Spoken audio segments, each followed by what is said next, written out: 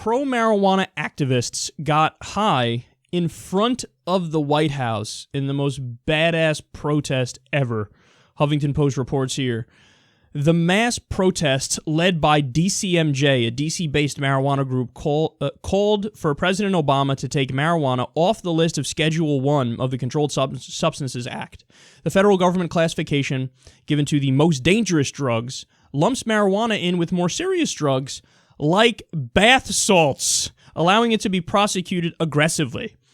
At around 4:20 p.m. Eastern Time, for obvious reasons, they say, which was chosen because of the number 420's association with weed, the protesters lit their joints, fired up their bowls, and pulled on their vaporizers in unison with little disruption from the Secret Service or the local police. They even inflated a 51-foot plastic inflatable joint with the message, "Obama, deschedule cannabis now." That was made by artists especially for the occasion. Okay, so this is a great protest, and my takeaway from the story is actually the fact that there wasn't a crackdown from police officers or the Secret Service proves the point of the protesters. Because if something should really be against the law, and we all agree it should be against the law, you can't do it in front of the White House. So if there was some weird group for religious reasons, they want to do human sacrifice, and they're like, so we're just going to do a human sacrifice in front of the White House. If you do that, the cops will be on you in 3 seconds, the Secret Service will be on you in 3 seconds, and you'll be in jail, as you should be, and there's not a jury in the country that would let you off. So, yeah, we're scheduling a murder off in front of the White House. This is what we do. This is what we believe. So we got 7 kids here. We're just going to murder them, slit their throats right in front of the White House. Okay, that should be against the law. We all agree it should be against the law for clear reasons. So if you do that, you're done. We're going to lock you up.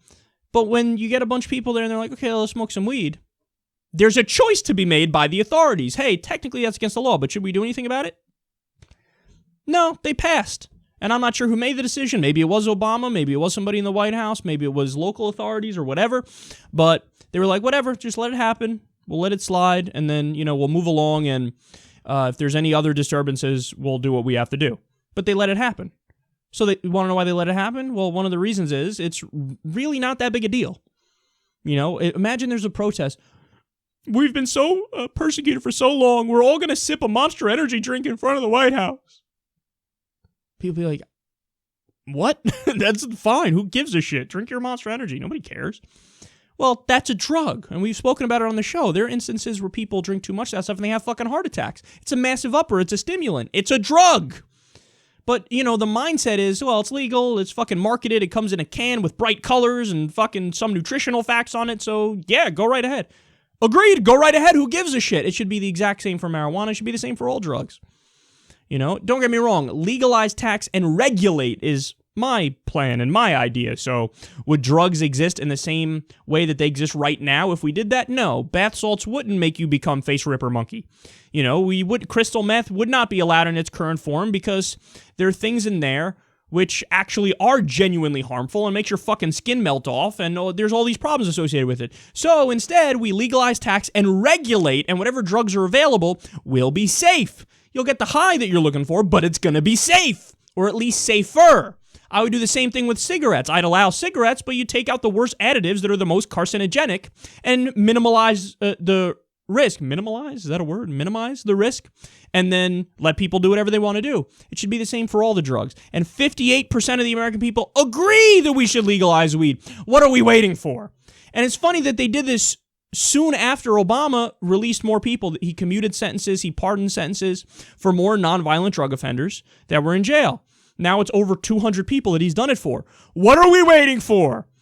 I'd let out all the nonviolent drug offenders. I'd change the schedule right now away from Schedule 1, which he can do without Congress. I do everything I can without Congress, and I do everything I can with Congress, and I would use the bully pulpit. I'd run ads. I'd be out there on the Sunday shows talking about this issue.